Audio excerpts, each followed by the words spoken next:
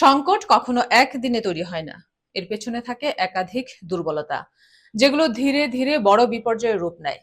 ভ্যাকসিনের ঘাটতি, অপুষ্টি, স্বাস্থ্য ব্যবস্থার সীমাবদ্ধতা, সব মিলিয়ে কিভাবে পরিস্থিতি এত জটিল হয়ে উঠল তা বিশ্লেষণ করছেন মেহেদী ইসলাম। ভ্যাকসিন কম, গুজব বেশি, বাংলাদেশি সংকটের আসল চিত্র। বাংলাদেশে হঠাৎ করে হাম কেন এত ভয়ঙ্কর রূপ নিল? উত্তরটা এক লাইনে নয়, এর পিছনে লুকিয়ে আছে একাধিক দুর্বলতা, যেগুলো একসঙ্গে মিলে তৈরি করেছে বড় সংকট। প্রথম কারণ, ভ্যাকসিনের বড় ঘাটতি। কয়েক বছর আগেও যেখানে 90%-এর বেশি শিশু টিকা পেত, এখন তা নেমে এসেছে প্রায় 60%-এ।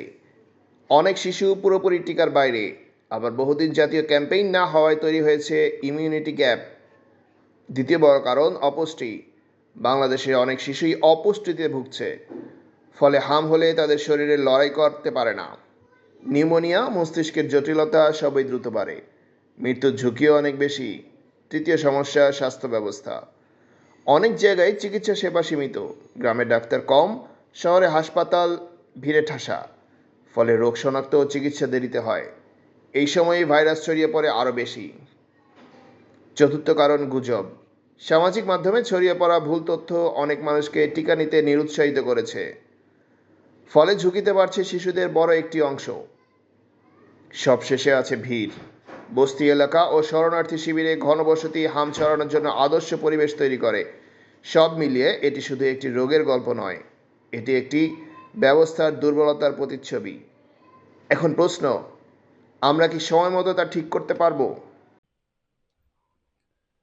সরকারি পরিসংখ্যান অনেক সময় আশার কথা শোনায়, কিন্তু বাস্তবতা কি সত্যিই সেই ছবিটা তুলে ধরে? টিকাদানের ক্ষেত্রে সংখ্যার আড়ালে লুকিয়ে থাকা ফাঁকগুলো এখন বড় প্রশ্ন হয়ে দাঁড়িয়েছে। এই গরমিলের বাস্তব চিত্র তুলে ধরছেন সাদিয়া রহমান। ভ্যাকসিন কভারেজে ভয়ঙ্কর গরমিল। বাংলাদেশে টিকাদানের হার শুনলে আশ্বস্ত হওয়ার কথা। সরকারি হিসাব বলছে হাম রুবেলা টিকার কভারেজ 90%-এর বেশি, কিন্তু বাস্তব চিত্র এতটা সহজ নয়। সমস্যা লুকিয়ে আছে সংখ্যার আড়ালে। অনেক ক্ষেত্রে কাগজে দেখানো কভারেজ আর মাঠের বাস্তবতার মধ্যে ফারাক রয়েছে। একটি জরিপে দেখা গেছে প্রকৃত কভারেজ প্রায় 88%-এর মতো, অর্থাৎ হাজার হাজার শিশু টিকার বাইরে থেকে যাচ্ছে। আরও উদ্বেগের বিষয়, সাম্প্রতিক বছরগুলোতে এই কভারেজ কমছে। 2024 সালে এটি নেমে আসে প্রায় 86.6%-এ। এটি ছোট মনে হলেও এই সামান্য পতনই বড় ঝুঁকি তৈরি করে, কারণ হাম প্রতিরোধে অন্তত 95% কভারেজ দরকার। সবচেয়ে বেশি পিছিয়ে রয়েছে কিছু নির্দিষ্ট এলাকা, শহরের বস্তি, দুর্গম গ্রাম এবং শরণার্থী শিবির। এই জায়গাগুলোতে নিয়মিত টিকাদান পৌঁছায় না, ফলে সেখানে তৈরি হয় হটস্পট, যেখানে থেকে সংক্রমণ দ্রুত ছড়িয়ে পড়ে। বাংলাদেশে বহু আগেই হাম ও রুবেলা নির্মূলের লক্ষ্য নিয়েছিল। 2014 সালে বড় জাতীয় ক্যাম্পেইনও হয়েছিল, কিন্তু এরপর ধারাবাহিকভাবে সেই গতি ধরে রাখা যায়নি। ফলাফল এখন চোখের সামনে। কাগজে ভালো কভারেজ থাকলেও বাস্তবে ছোট ছোট ফাঁক তৈরি হয়েছে, তবে সেই ফাঁক দিয়েই ঢুকে পড়ছে ভাইরাস। এখন চ্যালেঞ্জ একটাই, এই অদৃশ্য ফাঁকগুলো দ্রুত বন্ধ করা যাবে কি? একদিকে দ্রুত বাড়ছে শিশু মৃত্যুর ঝুঁকি, অন্যদিকে জন্মের আগেই তৈরি হচ্ছে আজীবন বিপদের আশঙ্কা। হাম ও রুবেলার এই দ্বিমুখী হুমকি কতটা ভয়ঙ্কর হতে পারে তা বিশদভাবে তুলে ধরছেন জাবের হুসাইন। একদিকে মৃত্যু, অন্যদিকে জন্মকালীন ঝুঁকি।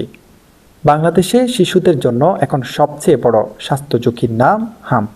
সাম্প্রতিক প্রাদুর্ভাবে অল্প সময়ে বহু শিশুর মৃত্যু হয়েছে।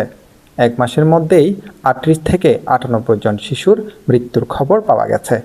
অতীতেও গ্রামাঞ্চলে হাম হলে মৃত্যুর হার ছিল 3 থেকে 4% পর্যন্ত, অর্থাৎ প্রতি 100 জন শিশুর মধ্যে কয়েকজনের জীবন ঝুঁকিতে পড়ে। হামের সবচেয়ে বড় বিপদ আসে জটিলতা থেকে। নিউমোনিয়া, ডায়রিয়া ও পুষ্টি, এই তিনটি একসঙ্গে অনেক শিশুকে মৃত্যুর দিকে ঠেলে দেয়। অনেক ক্ষেত্রে কানের সংক্রমণ, উচ্চ জ্বর, এমনকি মস্তিষ্কে প্রদাহও দেখা যায়। যারা বেঁচে যায় তাদের মধ্যেও দুর্বলতা ও অপুষ্টির প্রভাব দীর্ঘদিন থাকে। অন্যদিকে রুবেলা শিশুদের ক্ষেত্রে সাধারণত হালকা, অনেক সময় শুধু জ্বর আর হালকা ফুসকুড়ি হয়, কিন্তু এর আসল ভয়াবহতা লুকিয়ে আছে গর্ভের ভেতরে। যদি কোনো মা গর্ভাবস্থায় আক্রান্ত হন, তাহলে শিশুর জন্ম হতে পারে মারাত্মক ত্রুটি নিয়ে। এই অবস্থাকে বলা হয় কনজেনিটাল রুবেলা সিনড্রোম বা সিআরএস।